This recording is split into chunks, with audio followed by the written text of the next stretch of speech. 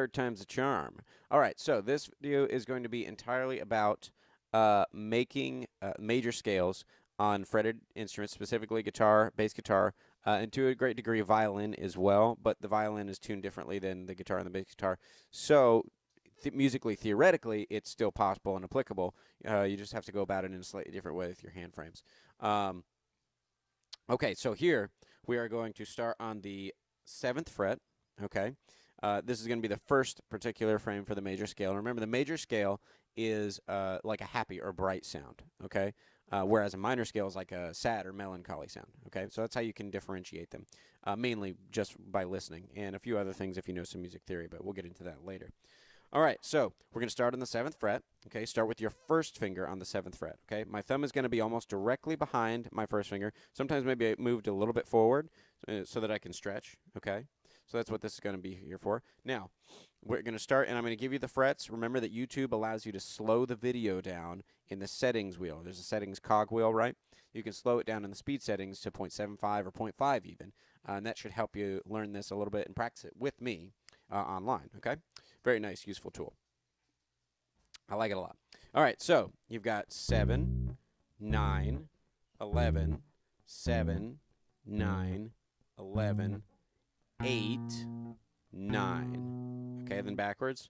9, 8, 11, 9, sorry. 11, 7. It's early. Sorry about that. Try that again. 9, 8, 11, 9, 7, 11, 9, 7. Okay, so.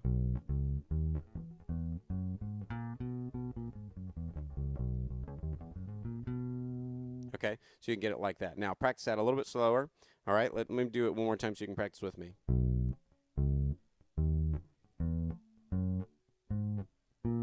Now, notice I brought my first finger up. I didn't leave it on the 7th fret, brought it to the 8th. You can use your 2nd and 3rd there as well if you want. I just happen to use my 1st and 2nd. Okay. Okay. That's when you start that major scale on your 1st finger. Okay. Now let's go ahead and drop it back here, and let's start it with our 2nd finger.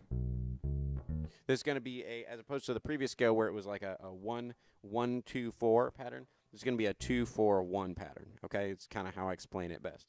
All right. So start on the same fret, 7th fret. Okay. 7, 9, change strings to the A. You're going to go 6, 7, okay, 9, and then 6. Now you're going to go 8 with your 3rd finger, and then 9, okay, and then backwards.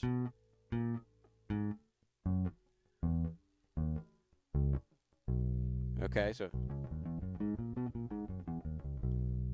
Okay, and that's how it's going to sound.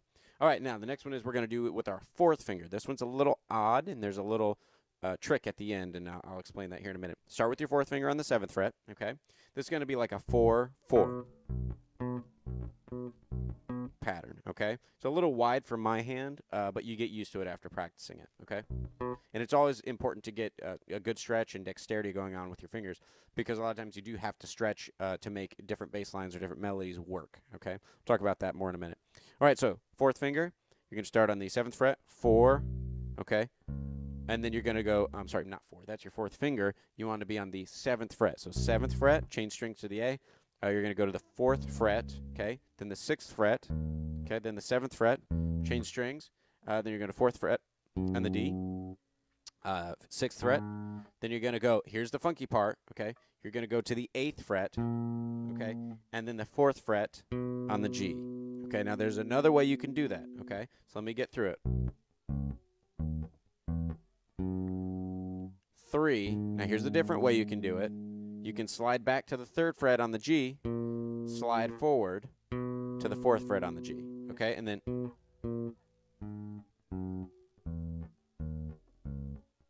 you can do that. It's not my preferred way. I actually prefer to stretch for that 4th finger, which is on the 8th fret there at the end, so this is me.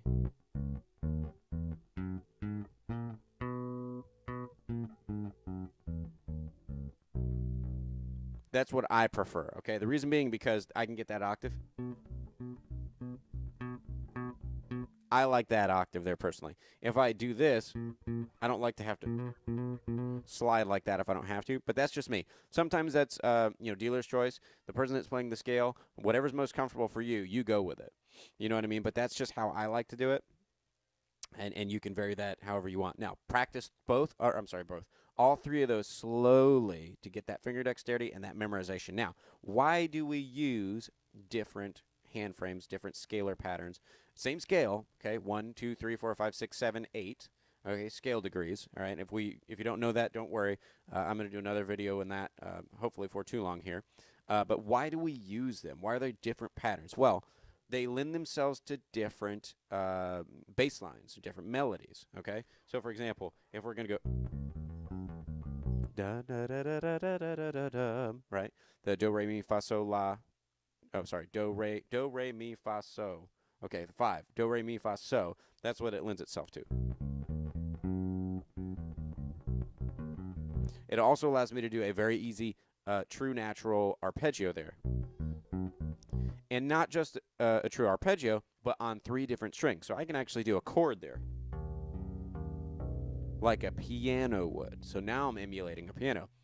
Broadens my abilities, broadens my sound more. Now I'm not just so linear, or, well, string lineared on my bass, right? I'm more piano linear, right, which is literally visually linear, at least in my scale degrees right now. Not my strings, but my scale degrees.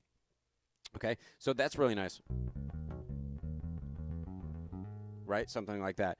You can do, I consider it, because of my classical background, I consider it a little bit more classical in its progression, what it naturally allows my fingers to do. Your mileage may vary. Now, coming up here, was that the Simpsons, right? So anyway, that's the Simpsons thing. This one, with the second finger starting on the 7th fret, lends itself to its own particular brand of sound, okay?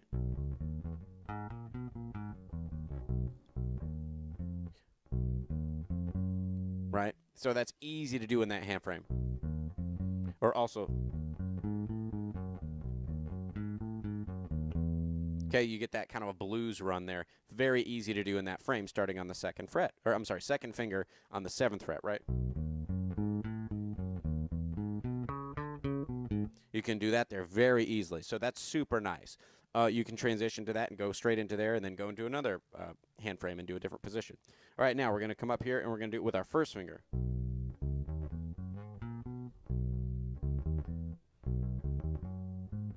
Get the My Girl thing going, right?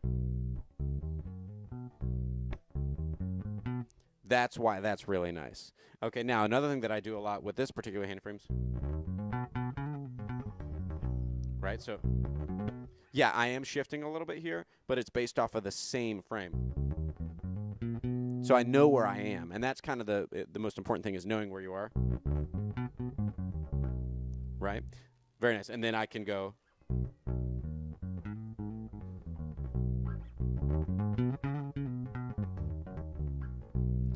And my point next is then I can transition back and forth between them, and I can make different bass lines and different melodies based off of what's easiest for my hand to do note-wise and transition-wise in that particular frame. Does that make sense?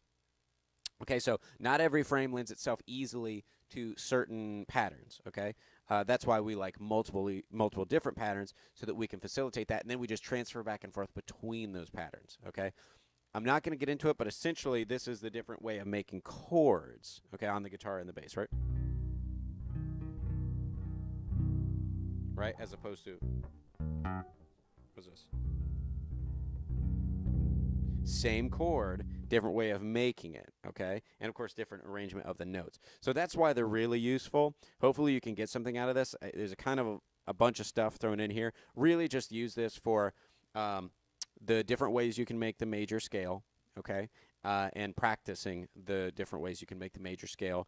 Worry about the applications later. Memorize all the ways to make them and how to practice them and get that dexterity and get that memorization in there. Then you can worry about the chords and their uses later on. And I can do more videos on that later on as well. When you, if you guys would like, just leave something in the comments below. and I can do more videos on what you can use them for later on, okay? Whether it be The Simpsons or something else, right? Or blues or, what have you. Okay, I think that wraps it up for this video. I hope you enjoyed it. Hope it worked out for you. Practice hard. Remember, practicing, it's all about practicing. Music is magic, and I'll see you in the next video. Thank you.